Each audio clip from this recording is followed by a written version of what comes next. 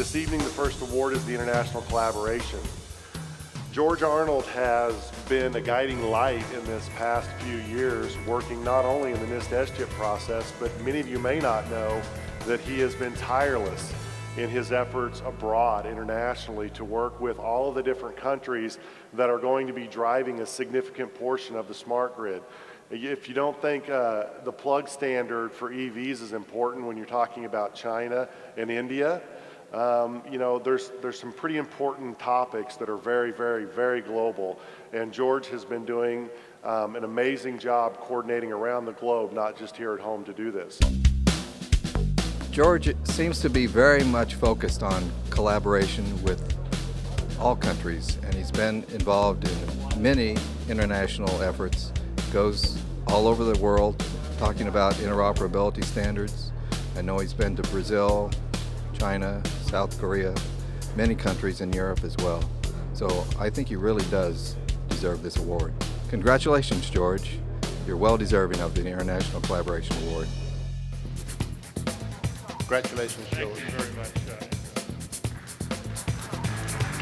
Wow, I'm really honored, and I'd like to thank the awards committee very, very much for giving this to me. But I have to tell you that I'm not sure I deserve it, because you have to have collaborators in order to collaborate. And we've got a lot of collaborators, and I know some of them are here. I just saw Jacques Régis and Rob Steele, who came from long distances. So I think that this award really belongs to all of my collaborators around the world, as well as the 1,700 collaborators we have in the SGIP. Thank you very, very, very much. Our second award is for leadership in the consumer engagement aspect of what's gone on. I think we recognize the challenge that we have as an industry in engaging consumers in what has been an invisible item for them for many, many years, and figuring out ways to engage with them, see if there's ways that it can be exciting for them and do different things. About a year ago, Susan Cashin took it upon herself to work with a group of folks to create the Smart Grid Consumer Collaborative, and over the past year has been, through this collaborative, able to bring together a large set of stakeholders to really help the industry start driving and understanding this very imaginary and far-off group of people called consumers versus ratepayers that we've had in our industry. Well, Susan, congratulations. Your work with the Smart Grid Consumer Consortium has been terrific. You've herded the cats into an organized effort to move the consumer to the front of the smart grid conversation. That'll be to the long-term benefit of the entire smart grid community, so congratulations to you.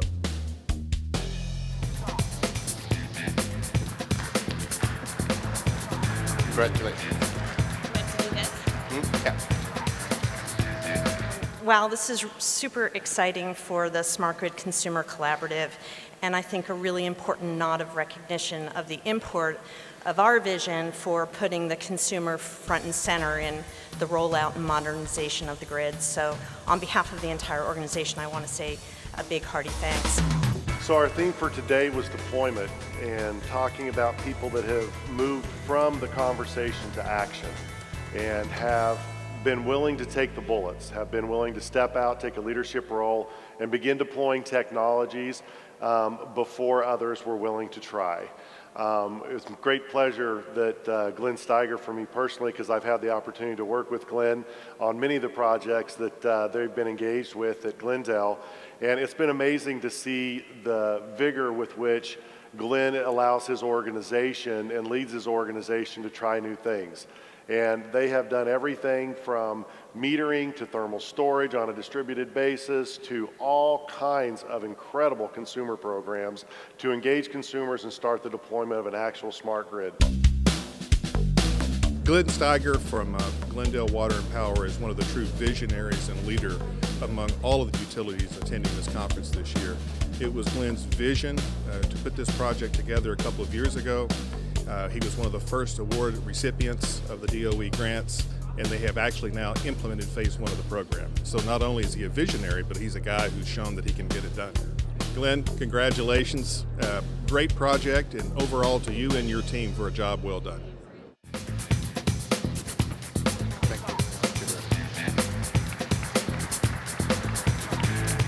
Thank you so very much.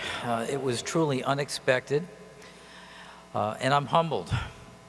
But to develop, design, and deploy a project as wide-ranging as the one that we are currently doing in Glendale takes far more than my vision and oversight. It takes, as we've all said, collaboration, teamwork, and support. And in Glendale, we have that. And in general, we just understand what needs to be done to transition an industry from where it's been in the last 100 years, because we're 100 years old this year, to where it's going in the next 100 years. Our next award will be the theme for tomorrow, and that is acceleration. I think everybody here is aware of the SGIP process, standards, all the things that we're trying to do as an industry to create an environment very much like Philip talked about today at lunch, in which we can create more credible products that we can depend on and do different things. Well, where demand response started is what I refer to as sneaker net. Pick up the phone, call Joe, have him put on his tennis shoes and run around a building and turn crap off. To an environment now in an open ADR standard that Scylla has been instrumental in driving for about 7-8 years now. Full interaction with the ISO and the utility on a fully automated basis. The ability to touch and talk to a building, the ability to deal with consumers and the utility in one transaction, the matrix of which products can be delivered, and doing all of this within the state of California, God forbid. Within all of the structures of the California ISO, 3 major utilities and all of the different municipals, and pulled it off. Scylla, many people across this industry talk the talk, but you've been an individual that's been behind the curtain that no one has really seen. And I can tell you on 2 respects. Number 1, you're detail-oriented, you get the job done. And number 2, what I think is most important, the vision you have of taking buildings and connecting them in a meaningful way with the grid is becoming a reality because of your and your team's great work. Congratulations.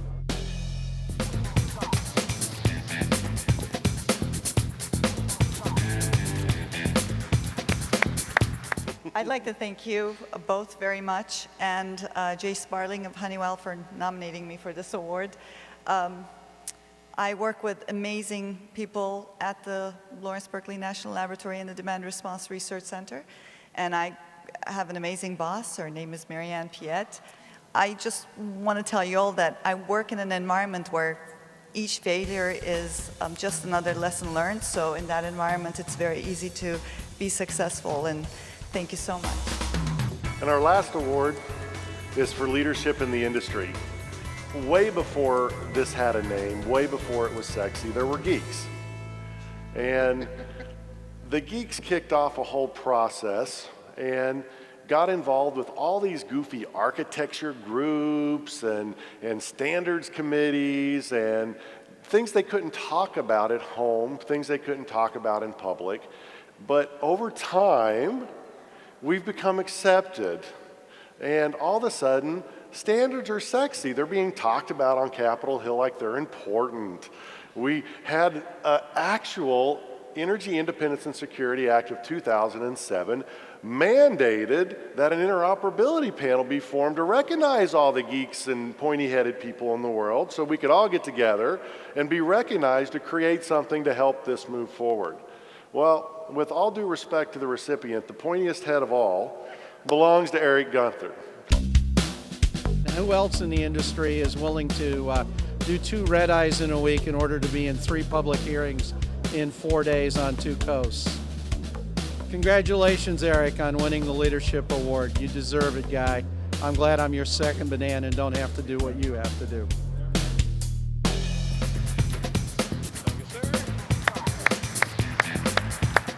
Well, thank you very much. It's very much an honor to receive this award, but it certainly wouldn't be possible without all the support of my staff and colleagues and business partners that are all behind the scenes helping work to make collaboration look a little bit easier than it really is. Work with a lot of really talented people. We've learned a long time ago that my staff and I have had to learn how to speak geek in multiple languages in order to make all this come together. I've been working on standards coordination and grid modernization for almost 30 years now, and speaking geek in multiple languages in order to be able to communicate with a wide stakeholder group with varying backgrounds, different vocabularies has made things a bit challenging, but very, very rewarding. There's clearly no way that such a short little snippet of time, a quick video, or anything that I say can even remotely relate to you in this room what these individuals have done. The volume of time, effort, and the commitment that they've made has just been incredible and has driven a large part of everything that is occurring at this event, as well as around the country and in our industry and globally now as we continue to expand. So please join me one last time in congratulating the recipients of this year's GridWeek Awards.